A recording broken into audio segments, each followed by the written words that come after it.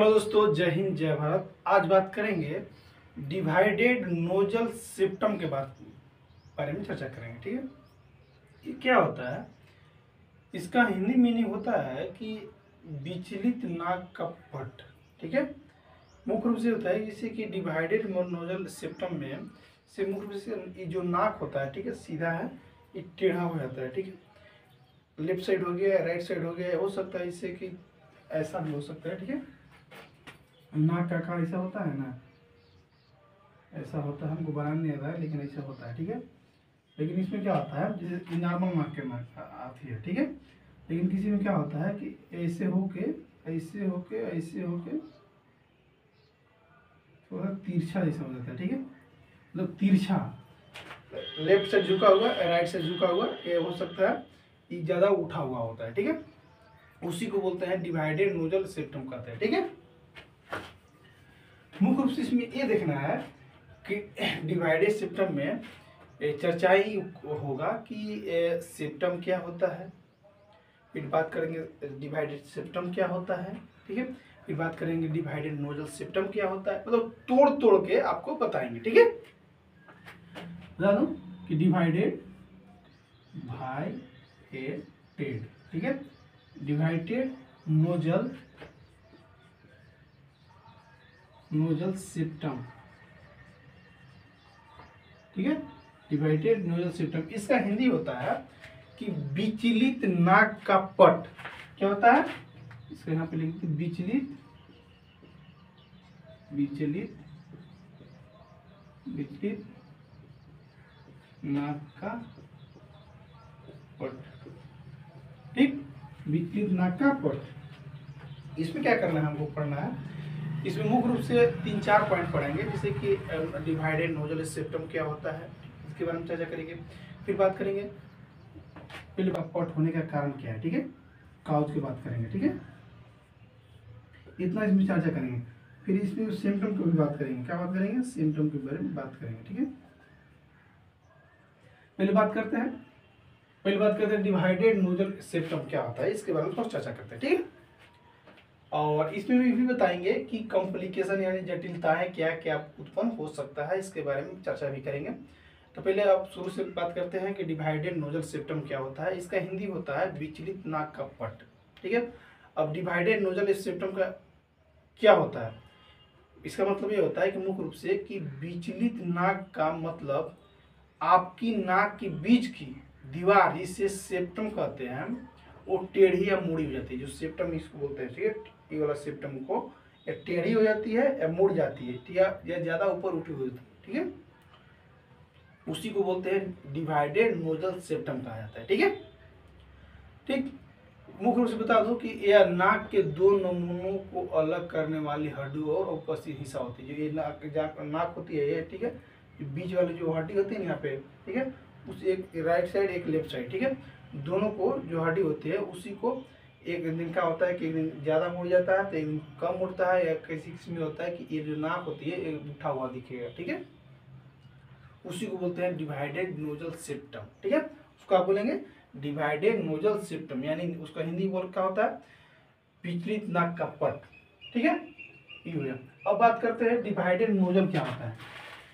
Divided nozzle, ठीक है, divided nozzle उसे कहा जाता है। ठीक है, और सॉरी पहले बात करते हैं सेप्टम के बारे में बात करते हैं। ठीक है, पहले सेप्टम के बारे में बात करते हैं, उसके बाद चर्चा करेंगे। ठीक है, शुरू से पहले बात करते हैं सेप्टम क्या होता है। सेप्टम क्या होता है इसके बारे में, ठीक, सेप्टम मतलब होता है पट। ठीक है, सेप्टम के बारे में क्या होता है, सेप्टम नाक के गुहा के दो भाग को अलग करने वाली दीवार को सेप्टम कहा जाता है। जो ये जो बीच वाले जो हड्डी होती है नोज का, इसी को जो अलग अलग डिवाइड करती है, राइट साइड करती है, लेफ्ट साइड करती है, उसी को क्या बोलते हैं, सेप्टम कहा जाता है। ठीक है, क्या कहा जाता है, उसको सेप्टम कहा जाता है। दूसरा की बात, अब क्या होता है डिवाइडेड सेप्टम क्या होता है, डिवाइडेड सेप्टम क्या होता है, डिवाइडेड सेप्टम क्या होता है, इसके बारे में चर्चा करते हैं। जब ये सेप्टम अपने समान स्थान से टेढ़ी हो जाती है तो उसे उसको विचलित सेप्टम कहिए या डिवाइडेड सेप्टम कहिए। ठीक है, मुख्य रूप से डिवाइडेड सेप्टम उसे कहा जाता है जो ये नाक होती है या राइट साइड मुड़ी हुई होती है या लेफ्ट साइड या ऊपर उठी हुई होती है, उसी को बोलेंगे डिवाइडेड सेप्टम कहा जाता है। ठीक, कितना हो गया, अब आगे चर्चा करते हैं।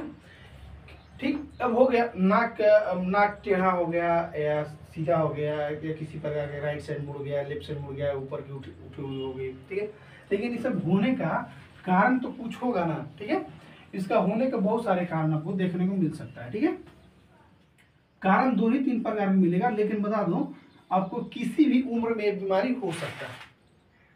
डिवाइडेड नोजल सिस्टम किसी भी उम्र के लोगों को हो सकता है, छोटा बच्चा से लेके हीरो से लेके मतलब 0 तक ये बीमारी होने के चांसेस हो सकते हैं।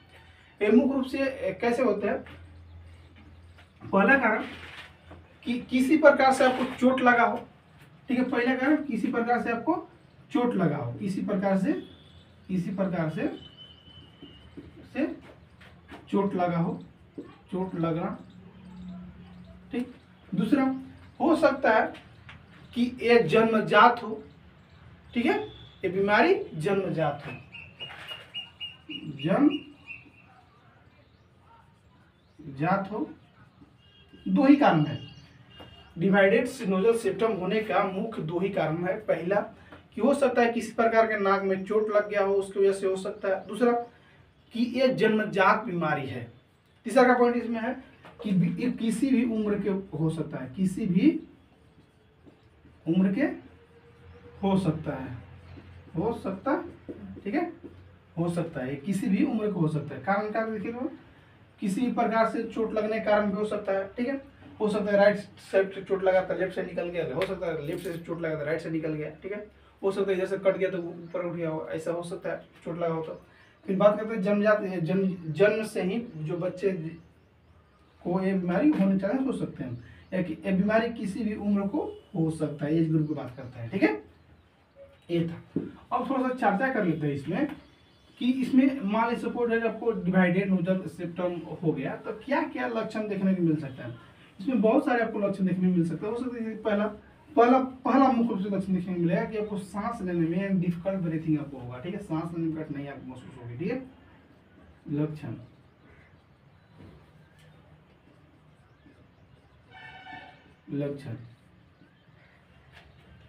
क्या क्या देखने को मिल सकता है। ठीक है, पहला कि डिवाइडेड नोजल सिस्टम होने पर पहला सांस लेने में कठिनाई महसूस होगी। ठीक है, इसको डिफिकल्ट ब्रीथिंग हो सकता है। ठीक है, उसके साथ ही होगा कि नाक बहना, साइनस का संक्रमण भी हो सकता है, नाक से खून आना, नाक के पिछले भाग से रिसाव होते हुए गले में जाना। ठीक है, नाक के आसपास वाली नली में छेद होना। ठीक है, खराटे, मुंह से सांस लेने में कठिनाई हो सकती है, सिर दर्द हो सकता है, शारीरिक खराबी आपको हो सकती है। ठीक है, ये सब आपको लक्षण देखने को मिल सकता है। एक बात और नोट कर लीजिएगा कि इसका कॉम्प्लिकेशन क्या क्या होगा। ठीक है, इसका कॉम्प्लिकेशन मुख्य 2 ही प्रकार के होंगे। पहला होता है क्रोनिक साइनिटस, दूसरा होता है एलर्जिक राइनाइटिस। ठीक है, पहला क्या होगा क्रोनिक साइनिटस। ठीक, दूसरा क्या होगा एलर्जिक राइनाइटिस।